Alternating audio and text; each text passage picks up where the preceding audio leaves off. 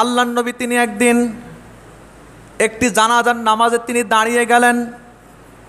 জানাজার নামাজে দাঁড়ানোর পরে বিশ্বনবী আল্লাহু আকবার বলে তাকবীরে তাহারিমা তিনি বেঁধে ফেললেন। তাকবীরে তাহারিমা বাঁধার পরে আল্লাহর নবী তিনি দেখলেন খাটিয়ার উপরে যে ব্যক্তি শুয়ে আছে, যে মানুষটি ইন্তেকাল করেছেন, লাশটি হঠাৎ করে একটু নাড়াচাড়া দিয়ে উঠল। আল্লাহর নবী তিনি নামাজ ছেড়ে দিলেন। হযরত আবু বকর সিদ্দিক রাদিয়াল্লাহু তাআলা আনহুকে ডাকলেন, বললেন, এ আবু বকর, দেখো তো এই লোকটি আসলেই কিনা মারা গেছে, পরীক্ষা করো তো। সিদ্দিক আকবর রাদিয়াল্লাহু তাআলা আনহু তিনি লাশটি পরীক্ষা করলেন, কাফনের কাপড় খুললেন, দেখলেন লোকটি ইন্তেকাল করেছে, মারা গেছেন। আল্লাহর নবী দ্বিতীয়বার আবার তিনি তাকবীরে তাহারিমা বেঁধে নামাজ শুরু করলেন। আবার লাশটি লড়ে উঠল।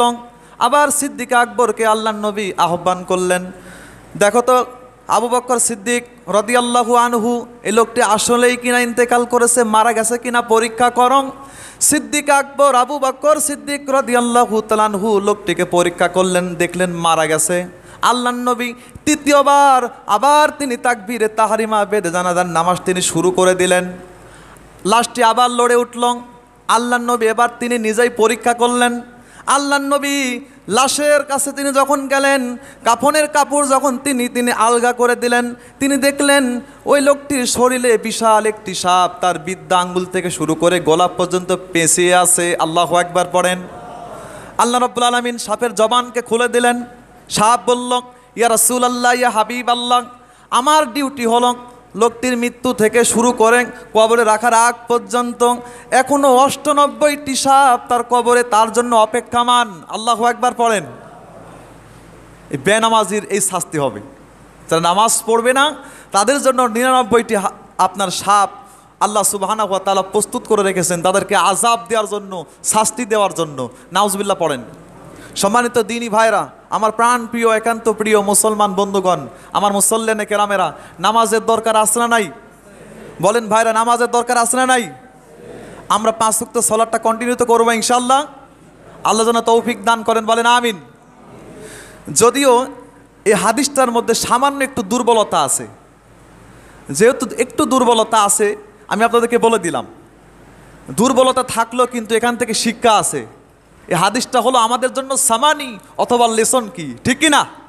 এজন্য সম্মানিত দিনী ভাইরা, আমরা ৫ ওয়াক্ত সালাতটাকে কন্টিনিউ করব। আল্লাহ যেন তৌফিক দান করেন, বলেন আমিন। দেখেন ভাই, সম্মানিত যুবক ভাইরা যারা এখানে এসেছেন, আপনারা নামাজগুলো আদায় করেন।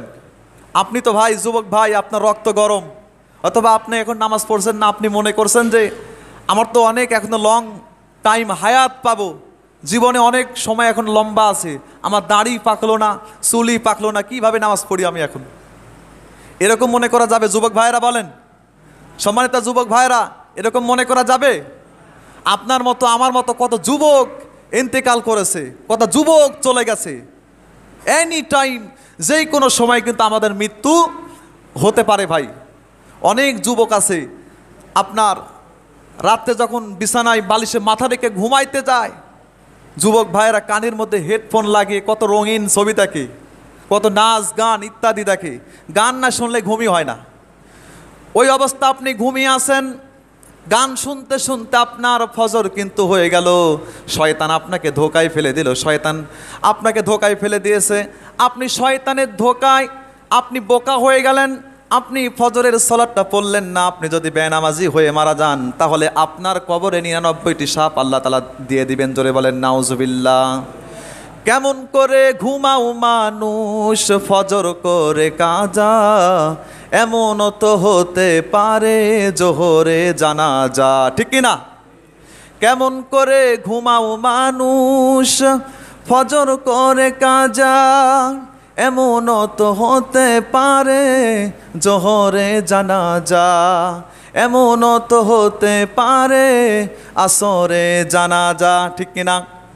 আল্লাহর নবী বলেন, কিয়ামতের দিন সর্বপ্রথম বান্দার যে হিসাব হবে, বলেন নবী সাল্লাল্লাহু আলাইহি ওয়াসাল্লাম, বিশ্বনবী আমার বলেছেন, আউয়ালু মা ইউহাসাবু বিহিল আবদু ইয়াউমাল কিয়ামাতিস সালাহ।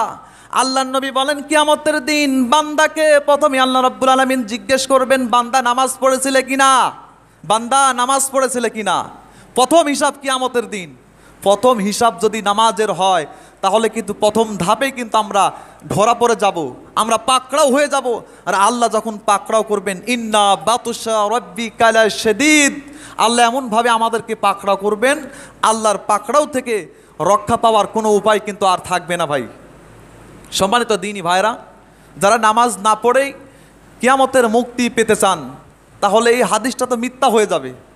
মিথ্যা হয়ে যাবে না? এই হাদিসটা মিথ্যা হয়ে যাবে। নামাজ না পড়ে, নামাজ আদায় না করে মুক্তি পাওয়ার কোনো উপায় নেই। ওই যে কোথায় আছে না, আপনি যদি সারা অসংখ্য আপনি 0 শূন্য শূন্য লাগিয়েছেন কিন্তু 1 নেই, 2 নেই, 3 নেই, কিচ্ছু নেই, তাহলে কিন্তু ওই শূন্যের কোনো দাম নেই। আপনি 1 লেখার পরে, 2 লেখার পরে, 3 লেখার পরে, 5 লেখার পরে যত শূন্য বৃদ্ধি করবেন, মূল্য আছে না নাই? কথা বলেন, মূল্য আছে না নাই? অবশ্যই কিন্তু এর একটা মূল্য আছে। এজন্য সম্মানিত দিনী ভাইরা, নামাজটা আদায় করেন। নামাজ আদায় না করলে কোনো উপায় নেই। মুসলমান হিসাবে দাবি করতে হলে নামাজ আমাদেরকে অবশ্যই আদায় করতে হবে। দেখেন,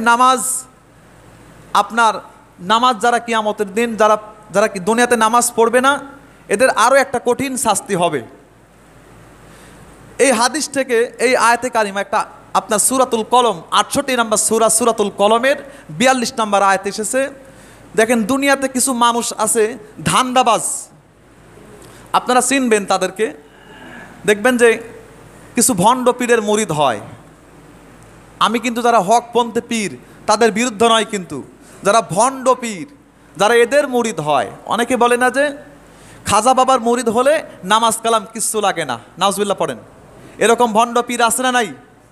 এদের যারা মুরিদ হয়, অথবা যারা দেখবেন লাল শালু গায়ে দিয়ে থাকে, লাল চাদর গায়ে দিয়ে থাকে, অথবা সাদা পোশাক পরে থাকে, তারা নাকি মারেফত। আসলে এটা মারেফত না, এটা হলো মরার পরে ফেরেশতাদের মায়ের পথ, ঠিক কি না? এরা দেখবেন যে বলে যে নামাজের মতো যদি আমরা একবার নামাজ পড়ি তাহলে দ্যাটস এনাফ, আর নামাজের দরকার নেই, নাউজুবিল্লাহ পড়েন। তা আমি চিন্তা করলাম তারা এই কথাটি কোন জায়গা থেকে পেয়েছে। আমি অনেক খুঁজতে আমি এই সূরাতুল কলমের 42 নম্বর আয়াতে কারিমা আমার চোখে পড়ে গেল। দেখেন আল্লাহ কি বলেছে। আল্লাহ রাব্বুল আলামিন বলেন, ইয়াউমা ইউকশাফু আন সাকিন ওয়া ইউদআউনা ইলাস সুজুদি ফালা ইস্তাতিউন। আল্লাহু আকবার পড়েন। কুরআনুল কারীমের 68 নম্বর সূরাতুল কলমের 42 নম্বর আয়াত। এটা আল্লাহ তাআলা বলেন, গভীর মনোযোগ, কান খাড়া করে মুসলমান বন্ধুগণ শুনে নেন। আল্লাহ রাব্বুল আলামিন বলেছেন, ইয়াউমা ইউকশাফু আন সাকিন ওয়া ইউদআউনা ইলাস সুজুদ।